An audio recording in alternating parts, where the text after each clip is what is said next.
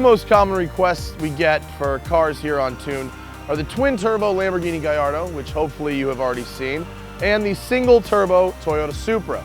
Now, the Supra in the middle 90s got so expensive that people stopped buying them and they literally got priced out of existence. But then a movie came out called The Fast and the Furious. And all of a sudden, everyone had to have a 10-second Supra. Which brings me to our location today, Titan Motorsports in Orlando, and they are known for building Supras. So let's go drive one. Titan knows Supras. One look around the shop can tell you that. From mild street tunes, bodywork and restorations, all the way to the 6-second world's fastest Supra, Titan has truly figured out how to make the most of the 2JZ engine. Their built drag motors push 2,400 horsepower from just 3 liters and can be overnighted around the world so their customers are always ready to race. Today, it's time to remind ourselves of what it's like to actually drive a tastefully modified Supra. It doesn't have 1,200 horsepower, but it's set up right, and for that, I'm thankful.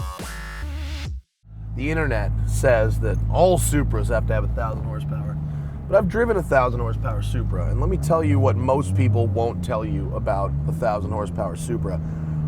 It sucks as a street car. The lag on it is ridiculous. Even when it does get boost, you're blowing the tires off 4 gears. So as a street car, 1,000 horsepower, it's a little silly.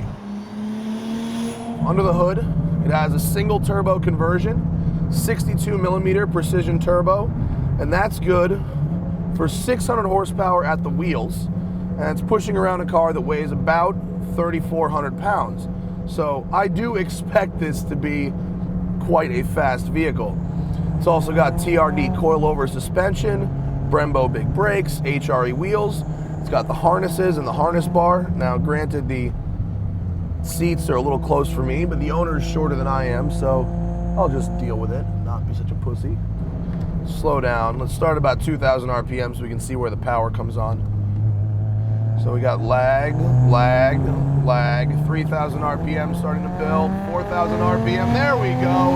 Oh yeah. You can hear the exhaust change note the second that boost comes on. So you really start getting big power around 4,000 RPM.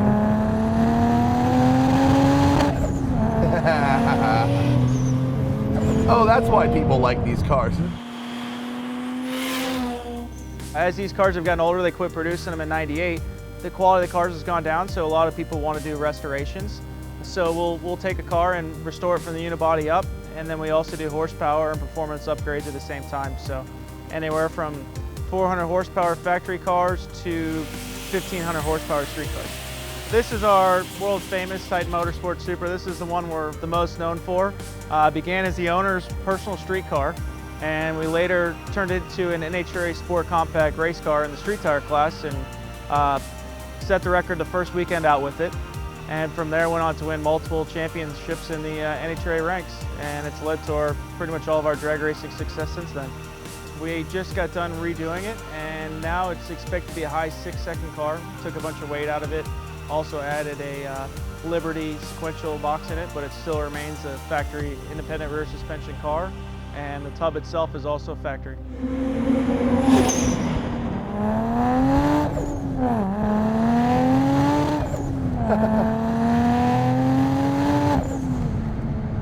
That chirp sound is the best, isn't it?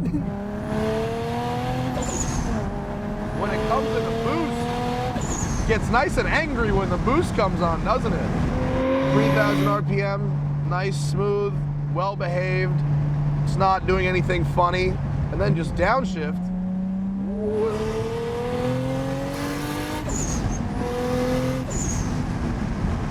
I like it.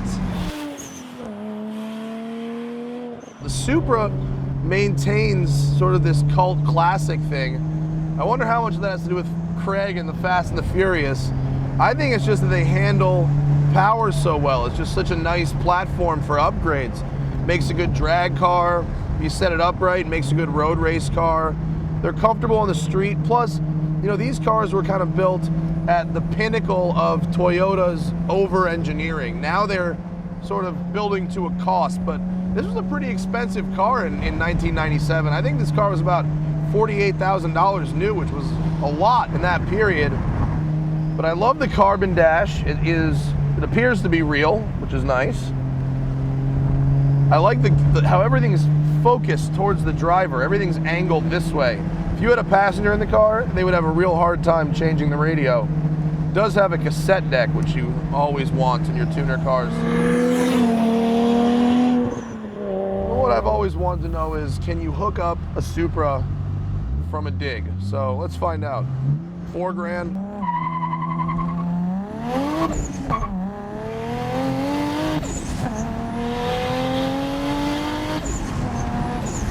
Yes, you can actually.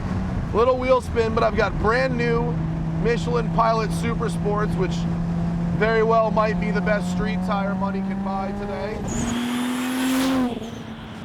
You know, on the street, you can only use so much power safely. With these cars, you know, we can run a smaller turbo and get anywhere from 500 to 700 horsepower.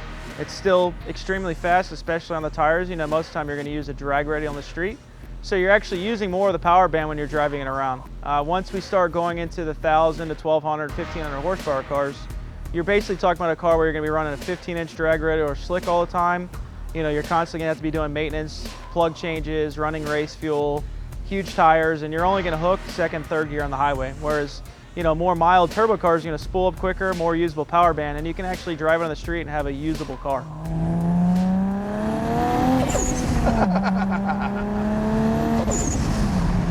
It's hard to not go fast in this car.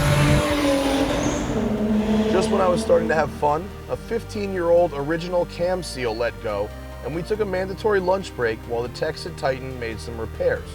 Before long, we would be back on the road, but while they worked, me and Thad jacked off. Simple maintenance item, the cam seal had popped out. The factory Toyota part failed, and that's one of the things you risk when you tune a vehicle. But within an hour or two, we were able to replace it, and it's actually a maintenance item that probably should be done now as a result of this car sitting.